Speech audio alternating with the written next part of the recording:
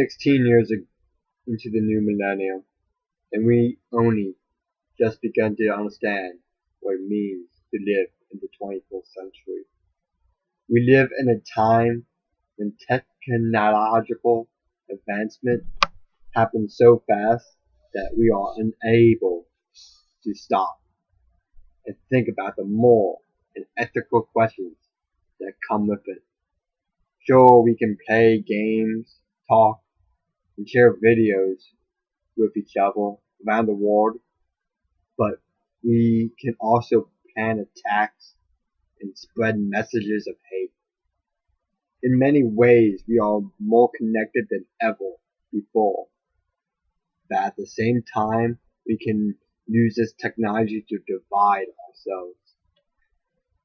In this new age of information, we are experiencing challenges that we never faced before as a species. It refreshes old issues and brings forth new ideas. We are using 24th century systems and problem-solving techniques that seem obsolete to deal with problems of today. It's like we are still in the 20th century, and we're still 20th century people living in a 24th century world. This is just a transition period after all. The technology is changing us and is going to continue to change us. Personally, one could hope that we don't lose our souls in the process. Maybe we can use this technology to actually gain a better understanding of our spirituality and our identity of being human. If someone from 100 years from now is reading these writings or watching this video or listening to these words that are set in digital stone, my message to you is welcome to the 24th century. We began the 24th century with a false doomsday.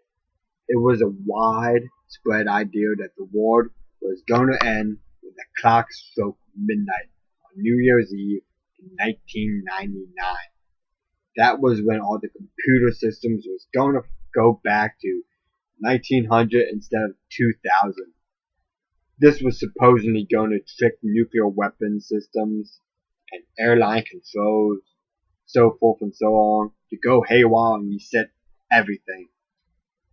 Most people understand that this Y2K thing was just nonsense and nothing was going to happen. Just because this did not happen, though, does not mean that this did not have a major impact on the subconscious of the society that lived through it.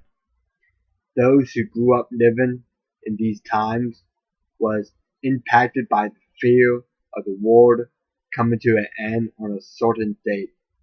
Just look at the obsession we of the Y2K generation had with another doomsday date, 2012. The idea of a profound date radiated through the pop culture of its time.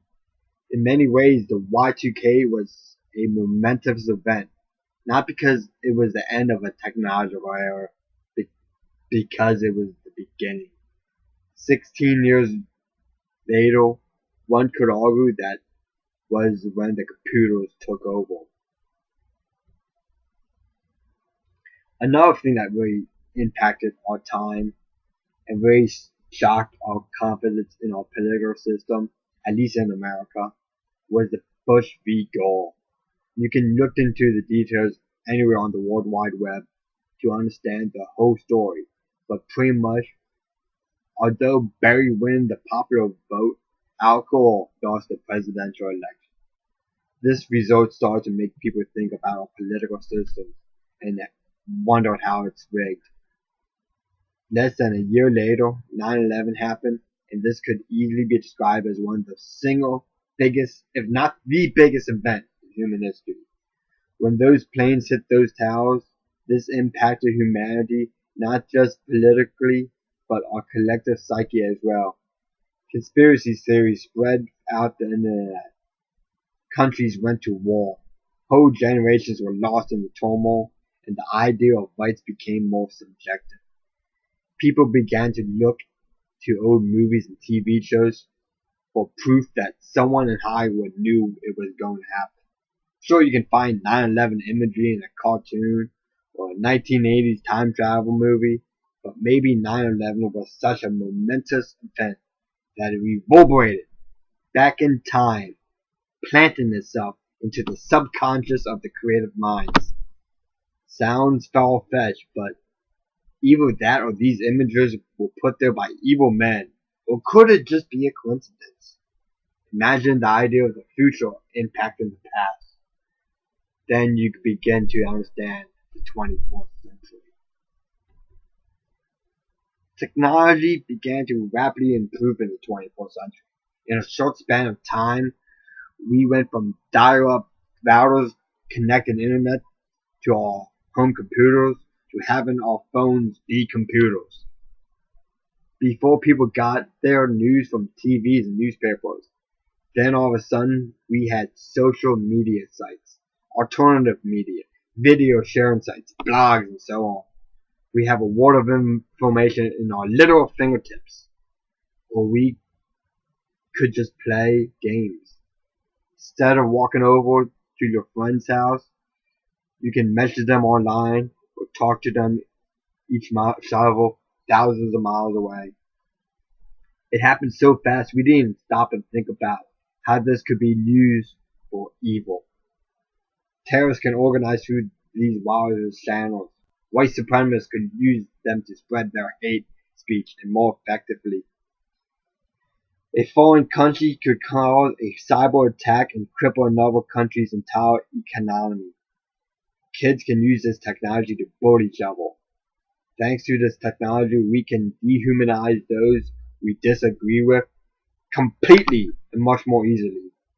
Before you had this political argument with someone, it was right in front of each other's face. You had to be polite when you debated somebody. Now we have the power to completely troll and belittle strangers anonymously in the comment section of some political news article. Before, you don't like someone's religious beliefs, you can just not associate with them. Now they can shove it in your face on your computer screen. Many ways this thing was supposed to bring us together can divide us that much more.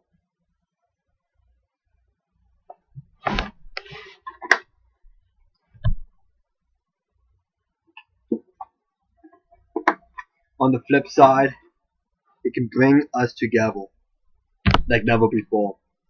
With this new technology, we can spread information and share stories.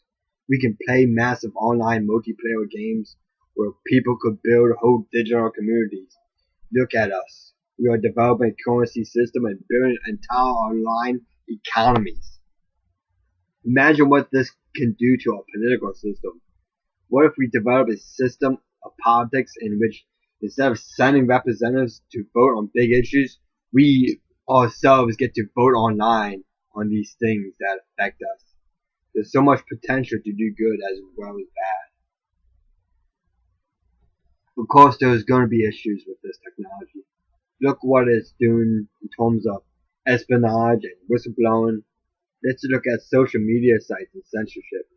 This kind of technology puts forth more issues and refreshes them for the 24th century. Was the thing that Edward Snowden did immoral or moral? For those of you reading about this in the future, Edward Snowden was a whistleblower who blew the lid off the NSA and all the spying it did on American citizens. The NSA was collecting information and transactions of its own citizens.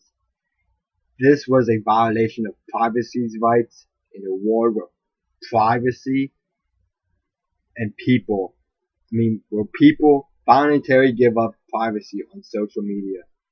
Meanwhile, groups like WikiLeaks and Anonymous are continually revealing information and footage that jeopardize national security. Some say this is for the good of humanity, as the truth is brought to the light of day. The question some are asking is what is the truth, as conspiracy theories are easily spread through this new media. The question of censorship is reacts as privately owned social media site bans content. It is assumed that the freedom of speech does not apply to corporations, but maybe it should. After all, we are the ones that create the content that appears on social media. Then there's the question of terrorism and how this is used on the internet to recruit members and plan attacks. Would it be okay to censor those who would do us harm? These are the questions that we need to answer, but we need to go beyond the 18th century document like the Constitution to do so. One of the things that is ignored or not discussed is how does this technology affect our spirituality? Would the spread of knowledge make our old religions obsolete? Can the internet be used to connect our collective spirit? Is it possible for images that go viral to manifest changes in our world? What if we, by using this technology, we end up using forces we do not fully understand? Can your prayers on social media save a life? These are interesting ideas to ponder. So those of who are reading in the 22nd century, the question is, how did we do? Is the world a better and more spiritual place, or did humanity become nothing more than soulless drones? How do we did well? And greetings from your friends in the 24th century.